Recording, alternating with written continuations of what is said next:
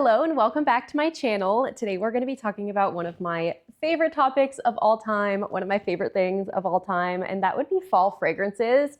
I'm so happy that fall is upon us because fall fragrances are really just one of my favorite things, one of those little joys in life. I'm a big fragrance girl. I have quite the perfume collection and I have quite a few fall appropriate scents. In today's video, I'm gonna be focusing on high-end, designer, and luxury fall fragrances. If you're looking for some more affordable options, I do have an affordable fall perfumes video. I'm gonna link it for you up here, so you can go ahead and watch that one if you're looking for a more affordable option. But today we're gonna be diving in to all of those beautiful high-end luxury perfumes. I have a lineup of 8 different perfumes for you, ranging from Burberry to Byredo. Actually, half of this lineup is Byredo. I've said it before, I'm a huge fan of the Byredo fragrance house, and I have quite a few to share with you today. Even though this is a lineup of fall appropriate scents, I did try to make sure that there's a little something in here for everybody, whether you are a gourmand lover or not. I don't think that a perfume has to be gourmand to be appropriate for the fall. So I definitely have quite a range here, a little something for everyone. So without further ado, let's dive right in. I'm gonna start with my high-end and designer perfumes, and then I'm gonna save my favorites for last and do Byredo at the end. This first perfume, I'm sure you've heard everyone talking about, so I'm gonna knock it out first. It's very popular and borderline viral at this point, but I think it is for good reason. This is Burberry Goddess. This is the regular Burberry Goddess. It's not the intense version. This one has notes of vanilla infusion and lavender, vanilla caviar, and vanilla absolute. This is such a stunning, unique vanilla scent because it has that lavender floral note in it. While it is 100% fall appropriate and really shines in the fall, in my opinion, this is totally signature scent worthy because you can wear it year round because of that floral note. It's not too sweet. It's not like a bakery gourmand. It's the perfect in-between of a gourmand fragrance and a floral fragrance, in my opinion. And I'm so glad that I added this one to my collection. If you were looking for something that does have a sweetness to it, that maybe is a vanilla fragrance, but isn't so bakery sweet, this one might be the perfume for you. Next up, this perfume is from the Herrera Good Girl line. This is very Good Girl Glam. There are so many fragrances in the Good Girl line. This one is very Good Girl Glam. This one has a cherry note in it, which is why I love it so much. I do have a full-size bottle. I could do a whole story time review on this fragrance, but I haven't opened it yet because I have the travel size. I have another atomizer full of the fragrance and a full-size bottle. It's a long story. We won't get into it today, but I do really love this one. And I do have a full-size bottle of this. This has top notes of cherry and bitter almond, middle notes of rose and ambrette seeds, and bottom notes of rose, ambrette seeds, and tonka bean. This one to me is a mature but modern fragrance. It has a bit of that classic feminine perfume vibe, but there's something modern about this one. If you like cherry scents, if you like almond scents, I would definitely recommend smelling this one. It's very, very different than like a Tom Ford Lost Cherry type of cherry fragrance. This one is sweeter, it's more floral, it's more feminine, it's not as heavy as that one. I don't think that this one necessarily is distinctly a fall fragrance. I think you can wear this one year round, but I do think that that cherry, bitter almond, tonka bean note lends itself towards fall type scents. I think it shines in the fall. The projection and longevity on this perfume is next level. This is one that I would definitely be careful not to over apply because it is extremely strong. But if projection and longevity are important to you, this one definitely succeeds in that. Next up, I have Princess by Kilian. This one is so unique and so good. This one smells like ginger, green tea, and marshmallow. Those are the notes that they list. They don't really list them as top, mid, or base notes. They just say it's ginger, green tea, and marshmallow, and that is 100% a spot-on description of this fragrance. It's giving like a matcha vibe to me. If you want to smell like a matcha latte, this would be the perfume for you. It has a little bit of that ginger, the green tea, and then the sweetness from the marshmallow. This one, once again, a perfume that really shines in the fall but could be worn year-round because there is a little bit of a freshness to it. I love this so much. I think it's a perfect balance between something that can smell really professional and really clean, but also give you that sweet vibe if you are someone who likes a gourmand scent, but maybe you want something that's a little bit more elevated. This is a really good one. It's really beautiful. I picked it up in just a travel size, but this is one that I would purchase in a full-size bottle because it is that good. I have one more perfume to share with you before we get into all of my Byredo recommendations. This one is one that I 100% had to include in this video because we are at the beginning of fall. Fall actually doesn't start until the end of this month. And this one is a limited edition perfume that the designer comes out with.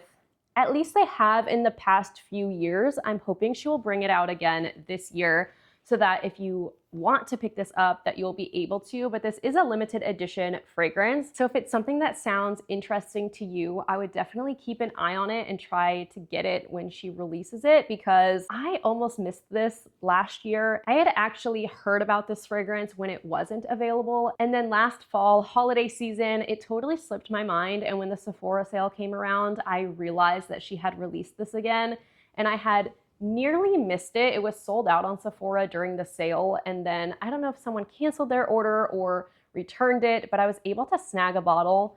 And the minute I checked out, it was out of stock. So I definitely got the last one. So I want to let you know, if you want this one, keep an eye out because they are limited edition. This is Jo Malone's Ginger Biscuit. It has top notes of ginger, cinnamon, and nutmeg, middle notes of caramel and hazelnut, and base notes of vanilla and tonka bean. If you want to smell like a gingerbread cookie, but a little bit of an elevated gingerbread cookie, this is definitely the fragrance for you. It 100% smells like gingerbread cookies, but with a little bit extra of that ginger, the nutmeg, a little bit more spicy. That little bit of extra added spice makes this a little bit more appropriate to wear as a perfume. If you love gingerbread scents like I do, I definitely wanted to make sure that this one was on your radar so that you don't miss it like I almost did last year. All right, we're going to get into my favorite fragrances in my collection. These are some of my Byredo collection that I think would be really appropriate for the fall. Once again, not all of these are fall specific, but I do think that they would shine really nicely in the fall, especially this next one. This is Gypsy Water. This is one of Byredo's most popular fragrances. It has top notes of bergamot, juniper berries, lemon, and pepper, middle notes of incense, orris, and pine needle, and base notes of amber, sandalwood, and vanilla.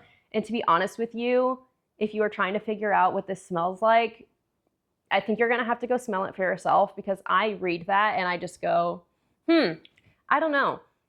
This has a scent to me that I think is really difficult to place. Like I couldn't look at this list of notes for you and say, yeah, I really smell this or I really smell that. It has like a slight like light woodiness to it, a slight light vanilla to it. It has a freshness to it, which I think is coming from the bergamot and the lemon and potentially the juniper berries. But this is one of those fragrances that I really think you have to smell for yourself. I think it is so well blended that nothing really stands out. But to me, this is clean and sweet.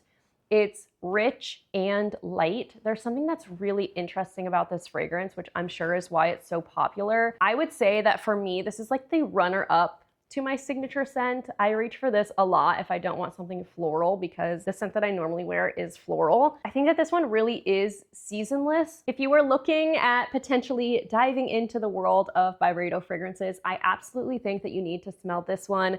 There's something really clean about it, but warm. It's sweet, but not too sweet. It's really interesting. It's something that I could see a lot of people really loving because it's not too much in any direction, in my opinion. It's a stunning one. You have to smell it for yourself. My next one is for all of my rose lovers. If you are a rose lover, but you want something that's fall appropriate, look no further than Rose of No Man's Land. This one has top notes of pink pepper, Turkish rose petals, middle notes of raspberry blossom and Turkish rose absolute, and base notes of amber and papyrus. This one is 100% a woody rose fragrance, but it's done in a way that smells super luxurious and high-end.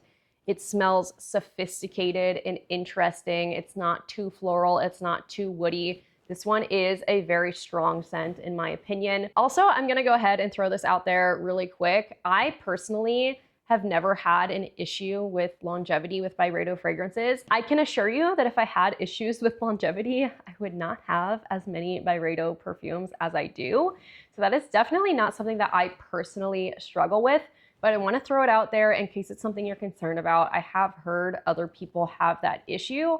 I personally do not. I find that it lasts well on my skin and it lasts exceptionally well on clothing. Any of my Byredo fragrances I can smell on my clothing until they're washed.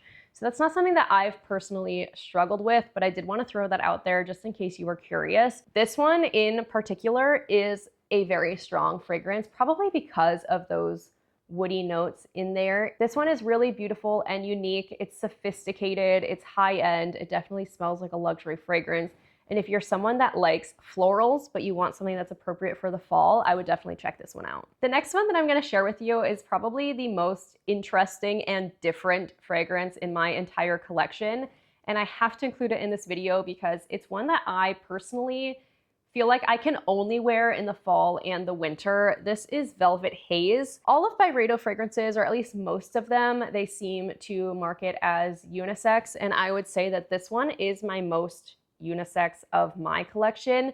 This one definitely lends a little bit more masculine, but I do think that it can go either way. This one has top notes of ambrette and coconut water, middle notes of patchouli leaves, and base notes of cocoa absolute and wild musk. This one is one that, again, I think you have to go smell in person. If there was one perfume that I'm talking about today that I would tell you to not blind buy, I would not blind buy this.